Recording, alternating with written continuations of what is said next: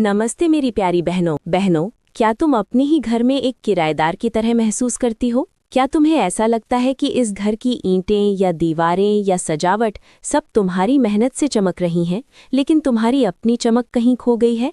ध्यान से सुनना मेरी बात। अगर तुम सोचती हो कि दिन भर खटकर सबकी जी हजूरी करके और अपनी कमर तोड़कर तुम इस घर की रानी बन जाओगी, तो तुम बहुत बड़ी गलतफहमी में जी रही हो। रानी वो नहीं होती जो सबसे ज्यादा काम करती है। रानी वो होती है जिसका हुक्म चलता है, जिसकी मौजूदगी से घर का माहौल बदल जाता है। तुम क्या कर रही हो? तुम एक ऐसी मशीन बन गई हो जिसे जब चाहे चालू कर दिया जाता है और जब चाहे बंद कर दिया जाता है। और फिर तुम कोने में बैठकर रोती हो कि मैंने इनके लिए इतना किया, फिर भी मेरी कोई कद्र नहीं। कद्र मांगने से नहीं मिलती मेरी जान, कद्र करवानी पड़ती है। और घर की असली रानी बनने का पहला नियम ये है, उपलब्धता कम करो। तुमने खुद को इतना सस्ता बना दिया है कि घर का कोई भी सदस्य, चाहे वो तुम्हारा पति हो, सास हो या बच्चे, तुम्हें एक गिलास पानी के लिए भी आवाज लगाता है और तुम अपना जरूरी काम छोड़कर दौड़ पड़ती हो। क्यों? क्या उनके हाथ पैर नहीं है? या तुम्हें लगता है कि अगर तुम नहीं दौड़ोगी तो घर टूट जाएगा? घर नहीं टूटेगा, लेकिन तुम्हारा आत्मसम्मान जरूर टूट रहा है। जब तुम हर छोटी आवाज पर जी आई जी लाई करती हो तो तुम रानी नहीं, तुम एक सुविधा बन जाती हो। और सुविधाओं का इस्तेमाल किया जाता है, उनकी पूजा नहीं की जाती। आज से, अभी से थोड़ा ठहराव लाओ। अगर कोई आवाज दे तो तुरंत जवाब मत दो। अपने काम को, अपने आराम को प्राथमिकता देना सीखो। उन्हें इंतजार करना सिखाओ। रानी कभी भागकर नहीं आती, रानी अपनी चाल से आती है। जब तुम अपनी जगह से हिलने में वक्त लगाओगी तो उन्हें तुम्हारी कीमत समझ आएगी। दूसरा कड़वा सच, रसोई तुम्हारी जिम्मेदारी है, तुम्हारी दुनिया नहीं। ज्यादातर औरतें अपनी पूरी जिंदगी, अपने सारे सपने, अपनी सारी प्रतिभा उस 4 दीवारी वाली रसोई में झोंक देती हैं। तुम्हें लगता है कि अगर तुम 56 तरह के पकवान बनाओगी तो लोग तुम्हें सिर आंखों पर बिठाएंगे। नहीं, वो खाना खाएंगे, डकार लेंगे और फिर भी कहेंगे कि नमक कम था। इस भ्रम से बाहर निकलो। खाना बनाना एक जरूरत है, जीवन का उद्देश्य नहीं। रसोई से बाहर निकलो। क्या तुम्हें पता है कि दुनिया में क्या हो रहा है? क्या तुम्हें पता है कि शेयर बाजार में क्या चल रहा है? क्या तुम्हें नई टेक्नोलॉजी आती है? जिस घर की औरत को बाहरी दुनिया की खबर नहीं होती, उस घर के मर्द उसे अनपढ़ ही समझते हैं, चाहे उसके पास कितनी भी डिग्रियां क्यों ना हो। घर की रानी वो होती है जिसके पास सिर्फ मसालों का हिसाब नहीं, बल्कि घर की तरक्की का नक्शा भी हो। आज से रसोई का समय कम करो और वो समय खुद को निखारने में लगाओ। जब तुम डाइनिंग टेबल पर बैठकर खाने के अलावा देश, दुनिया और पैसों की बात करोगी, तब सबकी नजरें तुम पर टिकेंगी। तब उन्हें लगेगा कि ये सिर्फ रोटियां सेकने वाली मशीन नहीं है, ये एक दिमाग वाली औरत है।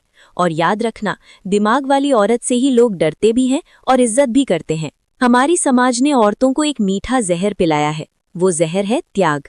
सबसे बाद में खाना, फटे हुए कपड़े पहनकर बच्चों को नए कपड़े दिलाना, अपनी बीमारी छिपाकर काम करना। और तुम्हें लगता है कि इसके लिए तुम्हें मेडल मिलेगा? कोई मेडल नहीं मिलेगा। उल्टा लोग कहेंगे, अरे इसको तो आदत है, इसे फर्क नहीं पड़ता। जिस दिन तुम अपनी थाली में सबसे अच्छा खाना परोसकर खाना शुरू करोगी, उस दिन दुनिया तुम्हें अच्छा खिलाएगी।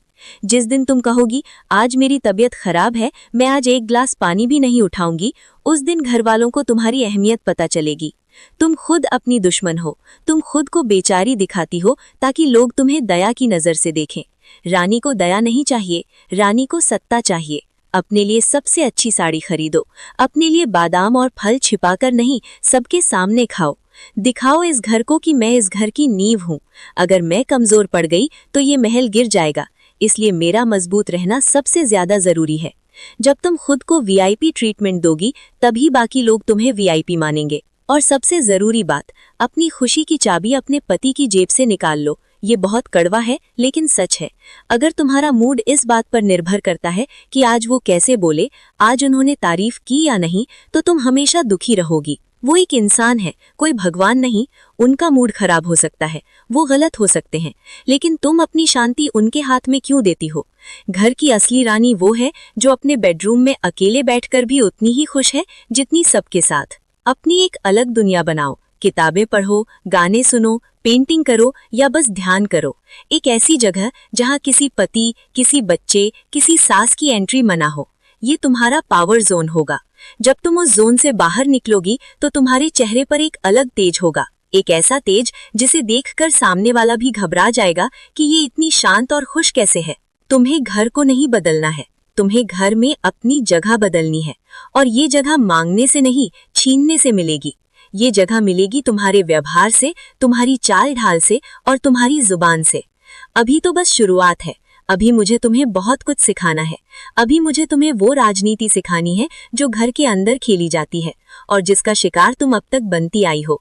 अब तुम शिकार नहीं, शिकारी बनोगी। अगर तुम वाकई अपनी जिंदगी की कमान अपने हाथ में लेना चाहती हो, अगर तुम चाहती हो कि लोग तुम्हें जी लगाकर बुलाएं, तो इस सफर में मेरे साथ बने रहना।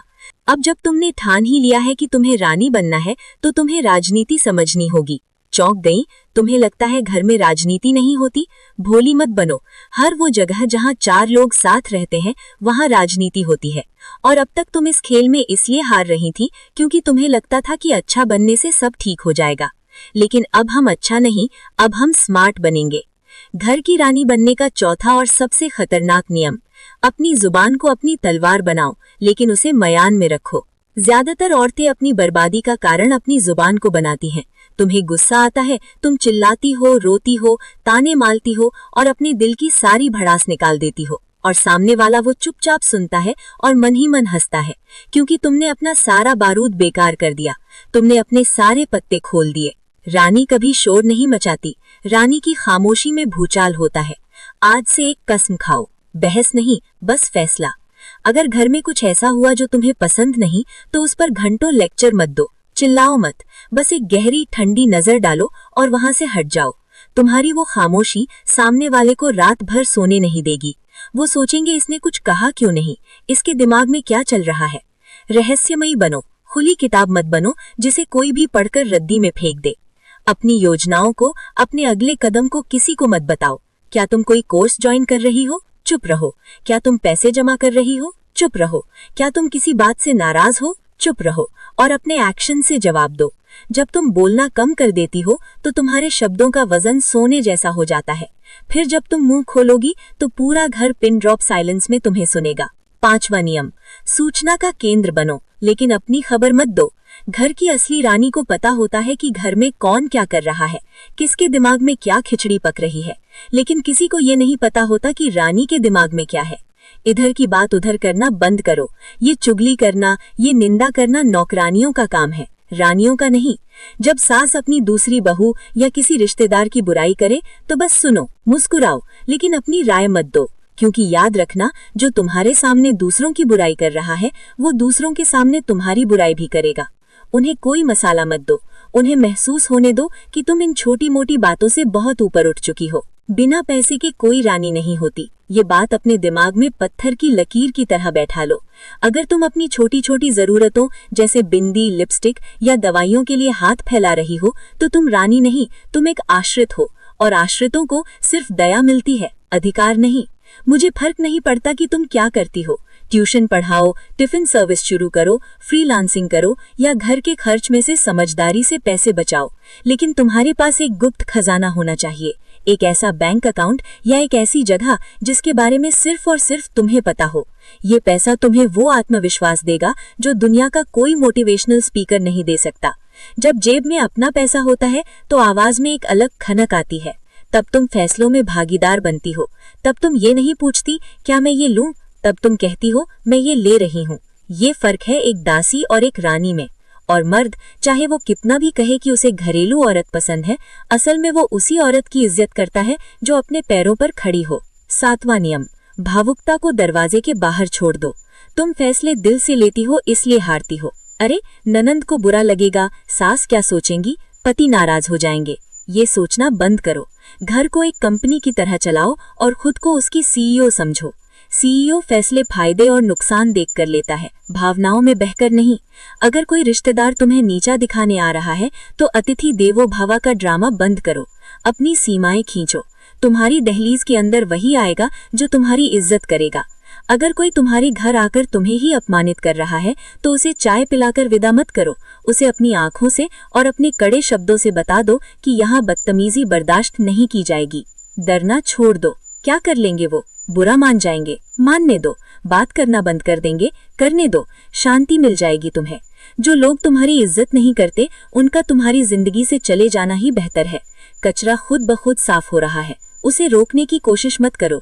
याद रखना, एक रानी कभी भी सबको खुश करने की कोशिश नहीं करती। वो जानती है कि शेरनी से सब खुश नहीं रह सकते, लेकिन सब उसका लोहा मानते हैं। तुम्हें लोकप्रिय नहीं बल्कि प्रभावशाली बनना है। कमेंट में लिखो, मैं रानी बनने के लिए तैयार हूँ, और दिखा दो इस दुनिया को कि तुम अब वो पुरानी डरी सहमी औरत नहीं रही। स्वागत है तुम्हारे नए जन्म में। अब तक हमने बात की व्यवहार और पैसे की, अब हम बात करेंगे उस हथियार की जो सबसे घातक है, मनोविज्ञान। घर की असली रानी जानती है कि असली लड़ाई हथियारों से नहीं, दिमाग से लड़ी जाती है। तुम अब तक क्या करती थी? अगर पति ने गुस्सा किया तुम रोने लगी, अगर सास ने ताना मारा तो उदास हो गई। यानी उनका रिमोट कंट्रोल उनके हाथ में था, उन्होंने बटन दबाया और तुम नाचने लगी। अब हम इसे बदलेंगे। अब से मिररिंग करो, जो जैसा व्यवहार करे उसे वैसा ही वापस लौटाओ, लेकिन बिना किसी भावना के। अगर कोई तुम्हें नज़रअंदाज कर रहा है तो तुम उसे उससे 10 गुना ज्यादा इग्नोर करो, लेकिन मुंह फुलाकर नहीं, बल्कि अपनी मस्ती में रहकर। ऐसे दिखाओ जैसे तुम्हें पता ही नहीं कि वो मौजूद भी हैं। ये चीज़ उनके अहंकार को ऐसा चोट पहुंचाएगी कि वो तिलमिला उठेंगे। अगर कोई रूखा बोल रहा है तो तुम भी बिल्कुल प्रोफेशनल और रूखी हो जाओ। अगर कोई प्यार से बात कर रहा है तो तुम भी प्यार लौटाओ। उन्हें सिखाओ कि जैसा बोओगे वैसा काटोगे। तुम कोई डस्टबिन नहीं हो जिसमें वे अपना गुस्सा डालकर चले जाएं और तुम फिर भी उन्हें खीर खिलाओ। व्यवहार का बदला व्यवहार से दो, शब्दों से नहीं। 9वां नियम, विक्टिम कार्ड को आग लगा दो। मेरी किस्मत ही खराब है, मेरे साथ ही ऐसा क्यों होता है, कोई मुझे नहीं समझता। ये रोना धोना आज और अभी बंद करो। ये कमज़ोर औरतों की भाषा है। रानी अपनी किस्मत की शिकायत नहीं करती, वो अपनी किस्मत लिखती है। जब तुम खुद को बेचारी बताती हो तो तुम दुनिया को निमंत्रण देती हो कि आओ और मेरा फायदा उठाओ। अपनी रीढ़ की हड्डी सीधी करो। अगर गलती हुई है तो उसे स्वीकारो और आगे बढ़ो। अगर किसी ने अन्याय किया है तो उससे लड़ो या उसे अपनी जिंदगी से निकालो, लेकिन कोने में बैठकर आंसू मत बहाओ। तुम्हारे आंसू मोती हैं, उन्हें सुअरों के आगे मत बिखेरो। एक बात याद रखना, लोग दुखी इंसान से दूर भागते हैं और खुश मिजाज और आत्मविश्वास से भरे इंसान के पास आते हैं। अगर तुम चाहती हो कि घर वाले तुम्हारे पास आएं, तुम्हारी राय लें, तो पहले अपने चेहरे से ये दुखियारी वाला नकाब उतार फेंको, अपनी ऊर्जा बदलो। 10वां नियम, खुद को संवारना तुम्हारा हथियार है।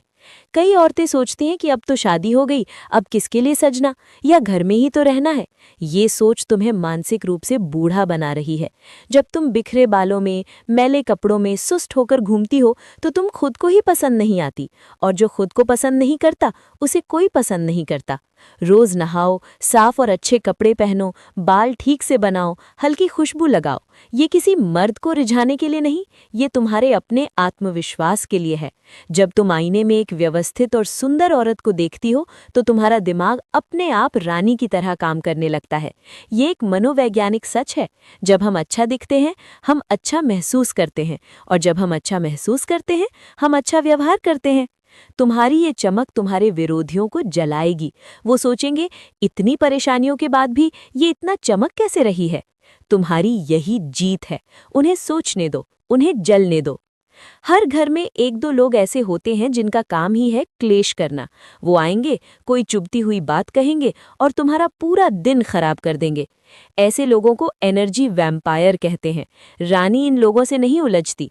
अगर कोई तुमसे बहस करने आए तो मुस्कुराकर कहो, शायद आप सही कह रहे हैं, और वहां से हट जाओ। उन्हें वो मत दो जो वो चाहते हैं, यानी तुम्हारी प्रतिक्रिया। जब तुम रिएक्ट नहीं करती तो वो बेवकूफ़ लगते हैं। अपनी मानसिक शांति को इतनी महंगी बना लो कि कोई भी ऐरा गैरा उसे खरीद ना सके। याद रखना, तुम इस घर का इमोशनल थर्मामीटर हो। अगर तुम शांत हो तो घर शांत है, अगर तुम अशांत हो तो घर में तूफान है। अपने रिमोट को कसकर पकड़ो। अगले और आखिरी हिस्से में मैं तुम्हें बताऊंगा कि कैसे तुम अपने नियम खुद बनाओगी और आने वाली पीढ़ियों के लिए एक मिसाल बनोगी। ये आखिरी वार होगा जो तुम्हें पूरी तरह बदल देगा। कमेंट में लिखो, मैं अपनी शक्ति पहचान गई हूँ। अब तक तुमने सीखा कि कैसे अपनी उपलब्धता कम करनी है, कैसे पैसे जोड़ने हैं, कैसे खामोश रहना है और कैसे अपनी भावनाओं को काबू करना है। अब समय है अपनी सल्तनत स्थापित करने का। 12वां और सबसे महत्वपूर्ण नियम, ना कहना सीखो बिना किसी सफाई के। बचपन से तुम्हें सिखाया गया है ना मत बोलना, सबकी बात मानना। आज मैं तुम्हें कहता हूँ, ना तुम्हारा सबसे बड़ा हथियार है। अगर तुम्हारा मन नहीं है किसी रिश्तेदार के घर जाने का, कहो नहीं, मैं नहीं जा सकती। अगर तुम्हारी तबीयत ठीक नहीं है और कोई काम बता रहा है, कहो नहीं, अभी नहीं होगा।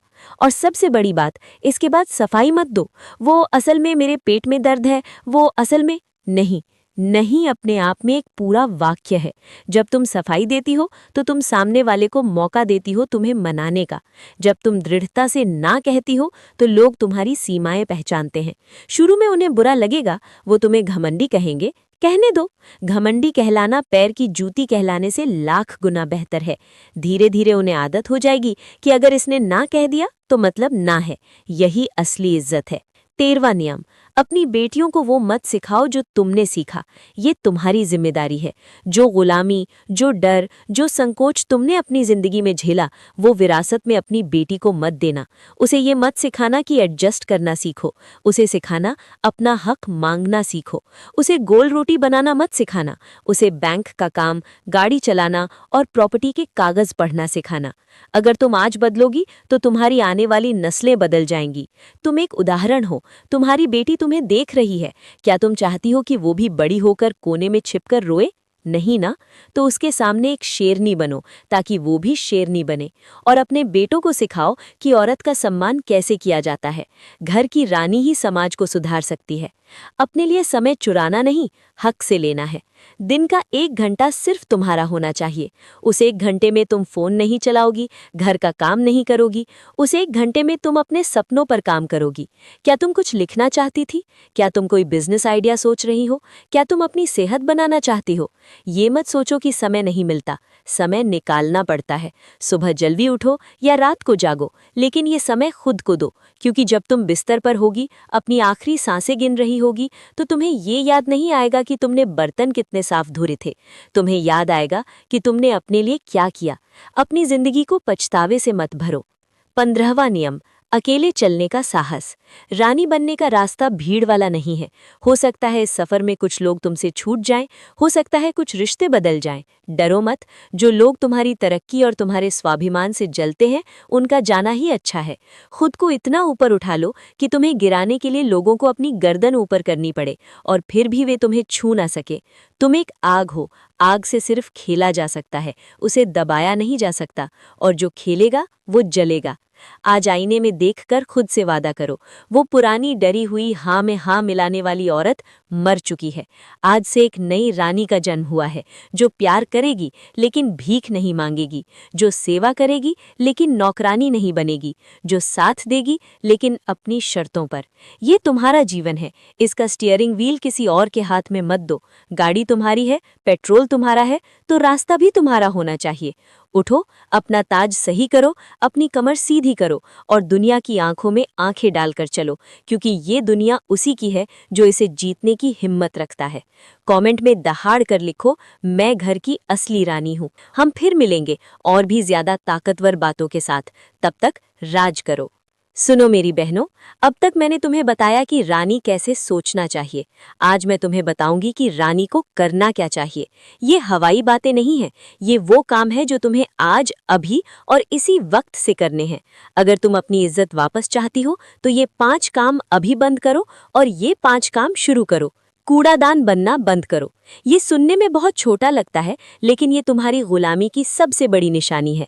क्या तुम वो औरत हो जो सबको खिलाने के बाद पति और बच्चों का छोड़ा हुआ या फ्रिज में बचा हुआ बासी खाना खाती हो, इस सोचकर कि अन्न बर्बाद नहीं होना चाहिए?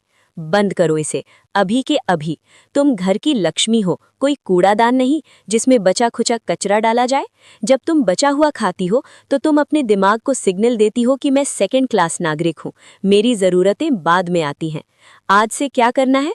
ताज़ा खाना खाओ और सबसे ज़रूरी, सबके साथ बैठकर खाओ या सबसे पहले खाओ। पुरानी औरतों वाली ये आदत छोड़ दो कि सब खा लें फिर मैं खाऊंगी। नहीं, डाइनिंग टेबल पर अपनी कुर्सी फिक्स करो। जब तुम अपनी थाली में ताज़ा और गर्म खाना परोसोगी तो घर वालों को दिखेगा कि ये औरत अपनी सेहत और अपने अस्तित्व की इज्जत करती है। इज्जत पेट से शुरू होती है। तुम्हारे घर में सास ससुर का झगड़ा हो, ननद का मूड खराब हो या पति ऑफिस से गुस्से में आए, तुम बीच में क्यों कूदती हो? तुम क्यों सबकी सुलह कराने, सबका मूड ठीक करने की जिम्मेदारी लेती हो? तुम घर की शांति दूत नहीं हो। जब तुम सबके झगड़े सुलझाती हो तो अंत में तुम ही बुरी बनती हो। लोग अपना गुस्सा तुम पर निकाल कर चले जाते हैं और तुम रात भर सिर दर्द में जलती हो। आज से क्या करना है? तभी बोलो जब आग तुम्हारे दामन तक आए। अगर दो लोग लड़ रहे हैं तो चुपचाप वहां से उठ जाओ, अपने कमरे में जाओ, हेडफोन लगाओ और गाना सुनो। उन्हें लड़ने दो, उन्हें अपने मसले खुद सुलझाने दो। जब तुम बीच बचाव करना बंद कर दोगी तो देखोगी कि तुम्हारा मानसिक तनाव 90% कम हो गया है। इसे कठोरता नहीं कहते, इसे आत्मरक्षा कहते हैं। बचपन से सिखाया गया है लड़कियों को हमेशा हंसते रहना चाहिए, मुस्कुराते हुए सब सह लो। बकवास, ये सबसे बड़ा झूठ है। अगर तुम अंदर से गुस्से में हो, अगर तुम्हें किसी की बात बुरी लगी है और फिर भी तुम होठों पर हंसी चिपकाकर चाय सर्व कर रही हो तो तुम खुद को धोखा दे रही हो। तुम सामने वाले को बता रही हो कि मुझे चोट पहुंचाना आसान है, मैं फिर भी हंसूंगी। आज से क्या करना है? अपने चेहरे को अपने दिल का आईना बनाओ। अगर गुस्सा आया है तो चेहरे पर वो गुस्सा दिखने दो, अपनी भौहें चढ़ी रहने दो, आंखों में वो नाराजगी रखो। सामने वाले को पता चलने दो कि उसने हद पार की है। तुम्हारी नाराजगी तुम्हारी शक्ति है। जब तुम अपनी भावनाओं को छिपाना बंद करोगी तब लोग तुम्हें चोट पहुंचाने से पहले 10 बार सोचेंगे। नाराज रानी से लोग डरते हैं, हंसती हुई दासी को कोई नहीं पूछता। क्या मैं मायके चली जाऊं? क्या मैं ये सूट ले लूं? क्या मैं सहेली से मिलने जाऊं? तुम एक वयस्क हो, कोई 5 साल की बच्ची नहीं जिसे टॉयलेट जाने के लिए भी टीचर की परमिशन चाहिए।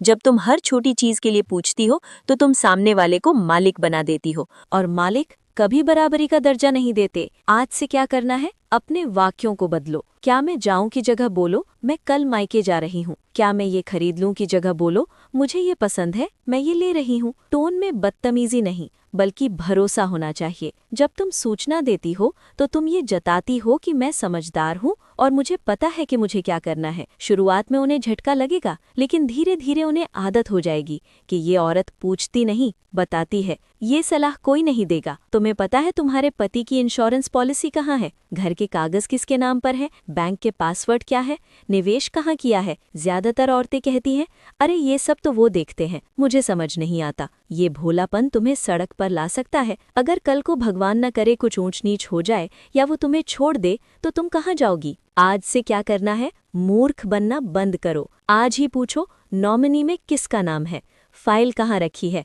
अगर घर तुम्हारा भी है तो कागज पर तुम्हारा नाम क्यों नहीं? सिर्फ रसोड़े के डिब्बे मत गिनो, घर की संपत्ति का हिसाब भी रखो। जिस औरत को कानून और पैसे की समझ होती है उसे कोई आदमी धोखा देने की हिम्मत नहीं कर सकता। अपनी सुरक्षा अपने हाथ में लो। अंतिम वार, सुनो मेरी शेरनी, तुम यहाँ किसी को खुश करने के लिए नहीं आई हो, तुम यहाँ अपनी कहानी लिखने आई हो। लोग कहेंगे तुम बदल गई हो, लोग कहेंगे तुम मतलबी हो गई हो। मुस्कुराना और कहना, हाँ मैं बदल गई हूँ, क्योंकि पुरानी मैं मर चुकी है। अगर तुम में दम है ये 5 बदलाव आज से ही शुरू करने का तो कमेंट में लिखो, मैं अब कूड़ादान नहीं, मैं रानी हूँ। और सब्सक्राइब करो कि यहाँ हम मीठी लोरी नहीं सुनाते, हम तुम्हें जदाने वाली दहाड़ सुनाते हैं। धन्यवाद।